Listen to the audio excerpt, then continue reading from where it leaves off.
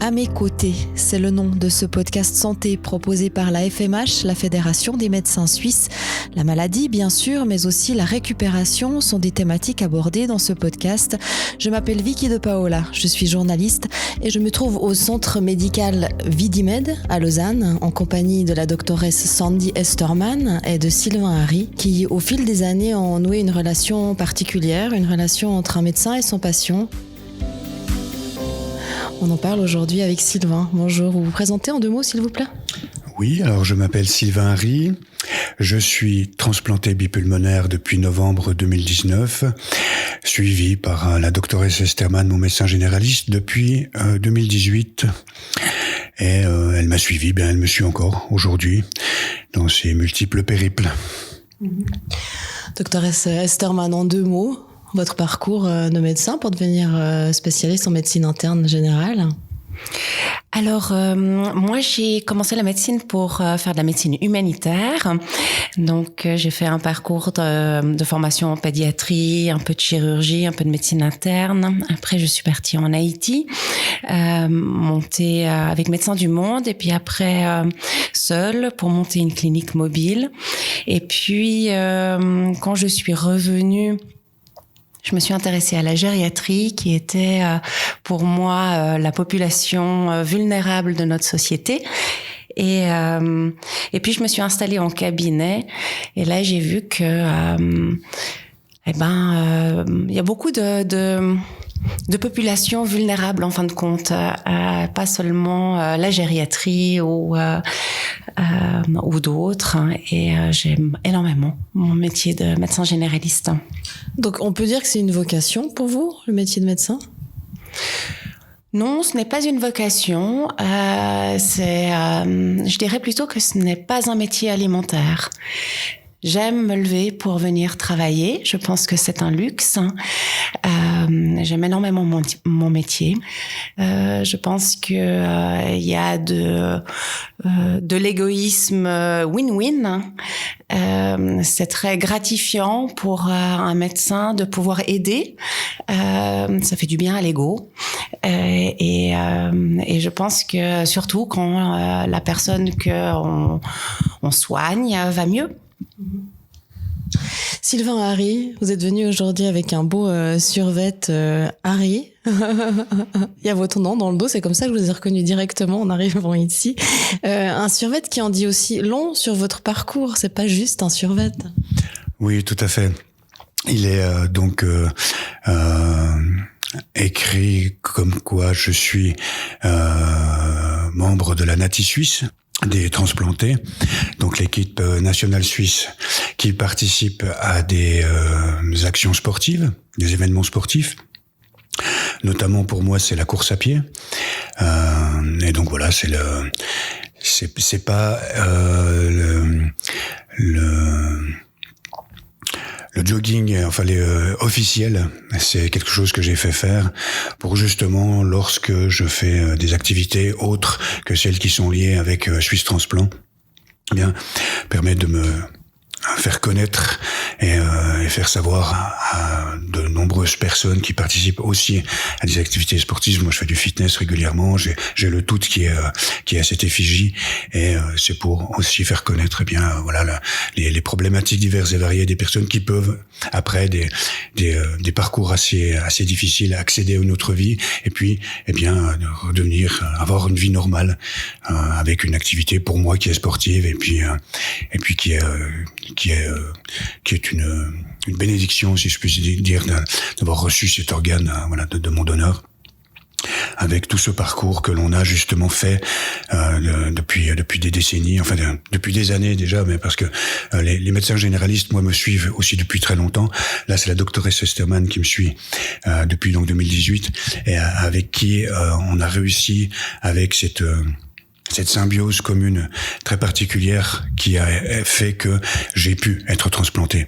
Parce que dans des périodes très difficiles, si on n'a pas un soutien parfois non seulement médical mais aussi psychologique, parce que on a des très grosses variations de température, si je puis dire, on se retrouve dans des états vraiment où on est très affaibli psychologiquement. Moi, avant ma transplantation, j'avais 22% de capacité pulmonaire, donc j'étais très gravement atteint.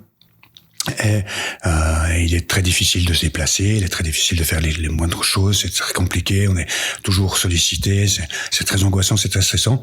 Et le fait d'avoir ce soutien qui pour moi est très important a fait que j'ai pu réussir à maintenir un équilibre physique et psychique, parce que grâce à ce motivateur que j'ai trouvé en la doctoresse a fait que j'ai réussi à me maintenir et à tenir le coup jusqu'à cette transplantation, jusqu'à cette greffe. Sinon, je ne sais pas si j'aurais pu surmonter tout ça sans avoir justement la compétence d'un professionnel qui, de fait, est autrement avec un charisme très particulier, comme la plupart des généralistes qui sont très proches des patients. Oui, et puis justement, cette différence, cette spécificité dont vous parliez entre la relation aux généralistes et la relation à d'autres spécialistes, vous pouvez en parler en connaissance de cause parce que vous avez eu à côtoyer beaucoup de médecins différents. Oui, énormément. Encore maintenant d'ailleurs. Et on est dans une espèce de rhétorique, si je puis dire, où on a une image globale d'un point central avec un réseau autour. Et je pars d'un point central, donc qui est le généraliste, avec maintenant tous ces professionnels qui sont des spécialistes, qui ont un suivi complet.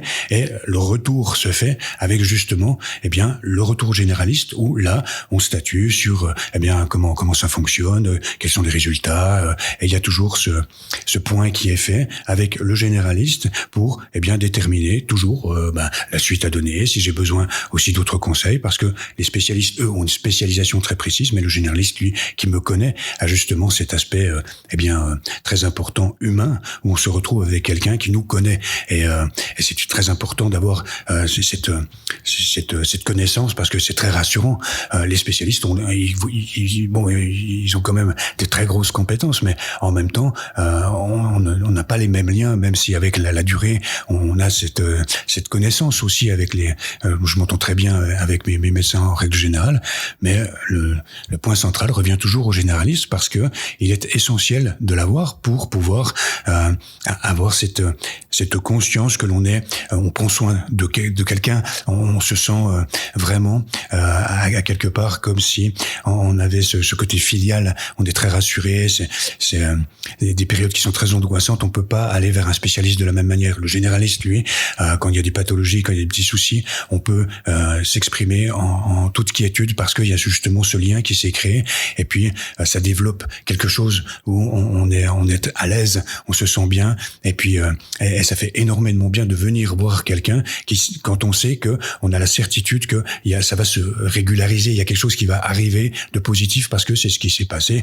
Moi, je suis arrivé dans un état vraiment, j'étais dépressif, enfin j'avais vraiment le moral à zéro, j'étais vraiment ratatiné physiquement et psychologiquement, et si j'avais pas eu ce soutien qui m'a ouvert les yeux et l'esprit pour me dire il y a une possibilité, on peut vivre, je peux survivre, j'aurais peut-être pas eu cette conscience moi-même d'aller chercher et de me battre pour continuer comme ça à vivre, et c'est essentiel, parce que la plupart des gens, c'est vrai, quand on a des pathologies quelles qu'elles soient, il y a les contextes familiaux, il y a les contextes sociaux, il y a tout derrière quelque chose qui se produit dans la société, et on trouve pas forcément de soutien. On se retrouve un peu face à soi-même, on est seul.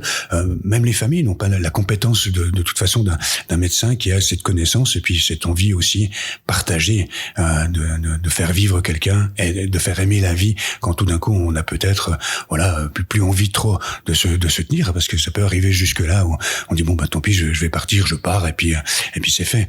Doctoresse Estermann, Sylvain Harry souligne plusieurs choses dans ce dont il vient de témoigner là, notamment l'importance du lien entre le médecin et son patient, le fait de l'entourer, de le conseiller, de le suivre, mais aussi de lui donner du temps.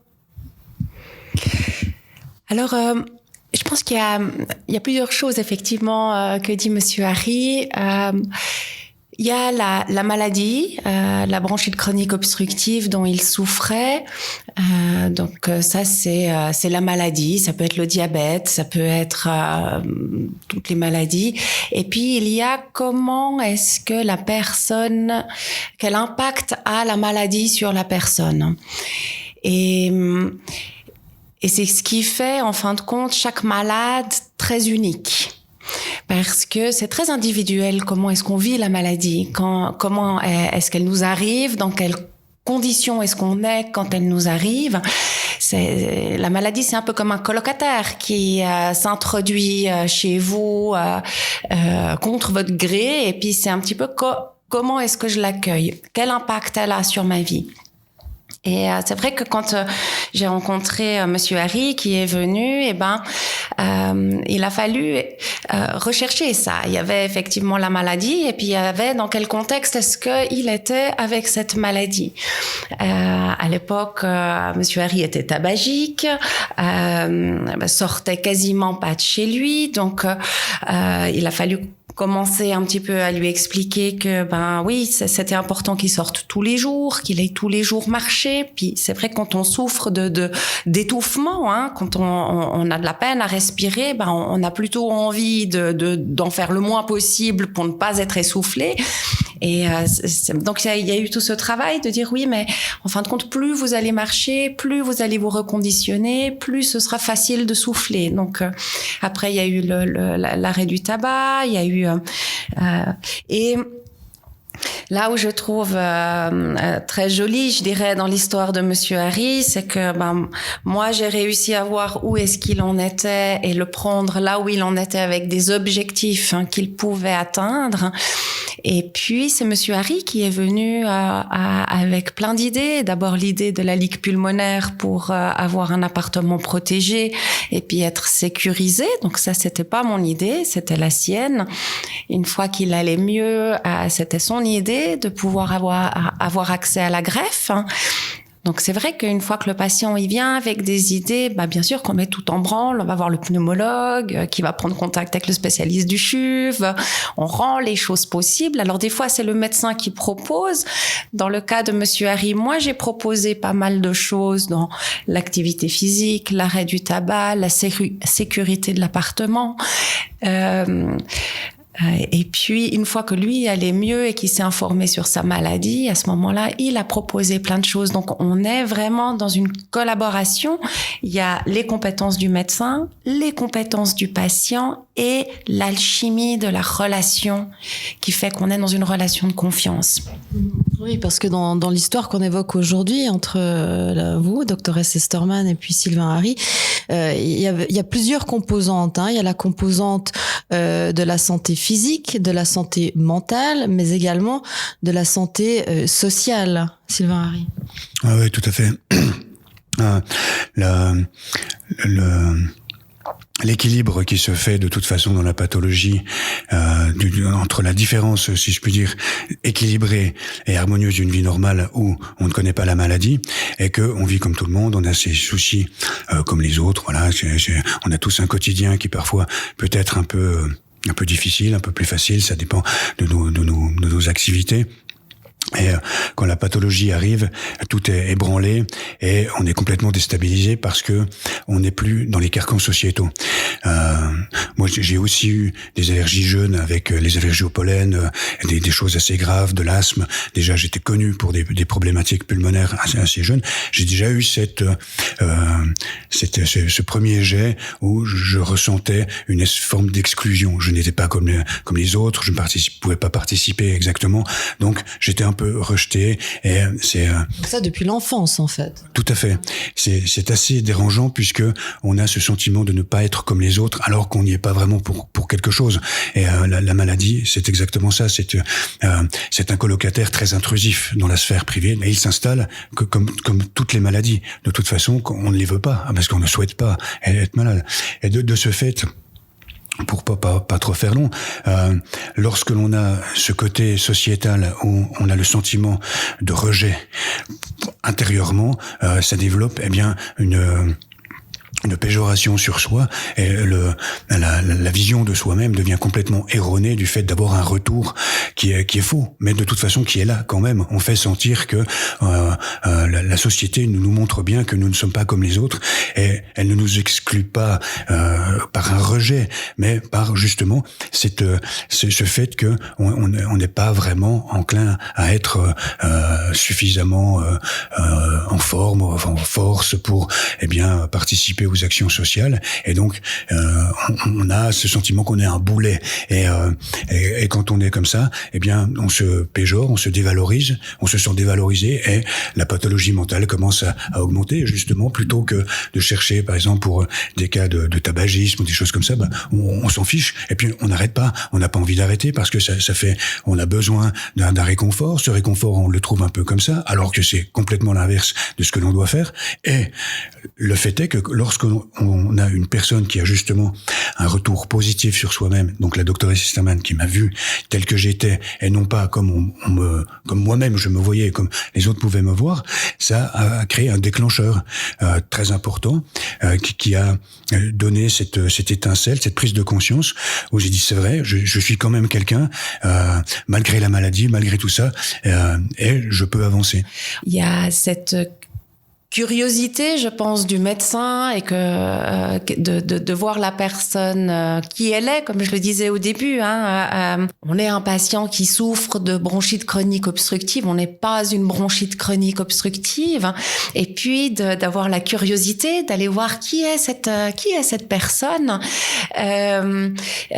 d'avoir ce regard en fait de curiosité, d'aller chercher les compétences, d'aller chercher. C'est un regard valorisant qu'on donne sur le patient, qui fait que effectivement, comme il le dit très bien Monsieur Harry, ce regard de non, en fait, vous avez traversé des choses, mais waouh, comment vous avez fait pour vous en sortir? Qu'est-ce qui fait que là, tout d'un coup, vous sortez de votre voiture en France à un appartement au patio, certes, mais comment vous avez fait, puis que lui puisse se voir à travers ce regard-là, et de se dire en fait j'ai des compétences, permet après de pouvoir avancer dans sa maladie, et puis que la maladie ça soit pas elle qui décide, mais reprendre le lead sur la maladie. Et puis c'était un petit peu toutes ces discussions qu'on avait, de oui, vous allez chaque 2 jours acheter votre paquet de clopes au kiosque, et faites le trajet tous les jours, même 2 fois par jour, même si c'est pour pas acheter des cigarettes. Ça a commencé comme ça, l'activité physique.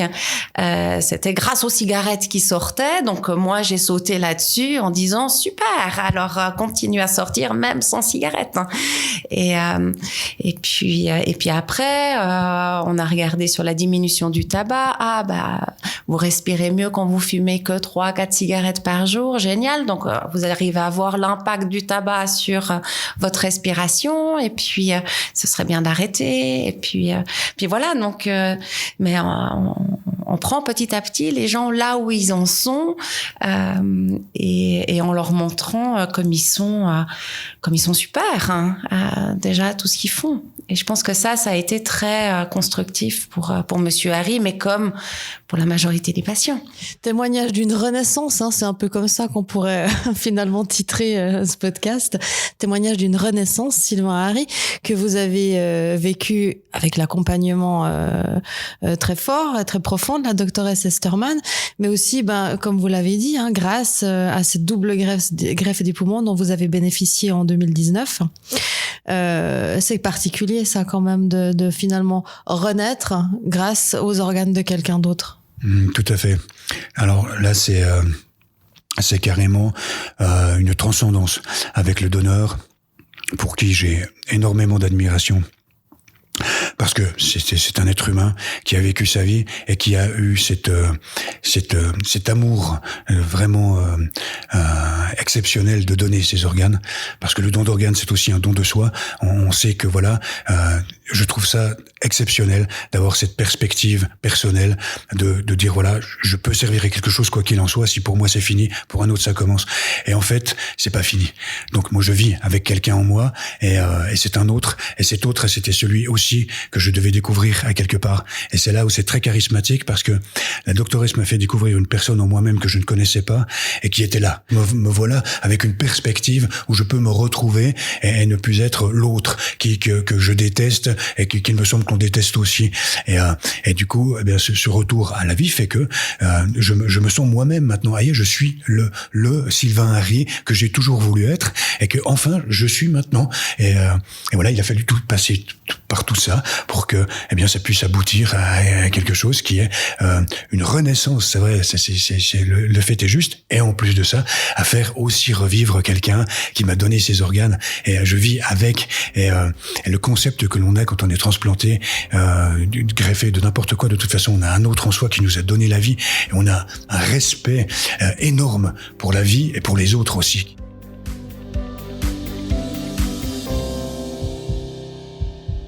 Pour toute remarque, proposition ou envie de témoigner à votre tour, rendez-vous sur le www.a-me-côté.ch, et qui sait, peut-être que ce sera votre histoire que nous évoquerons ensemble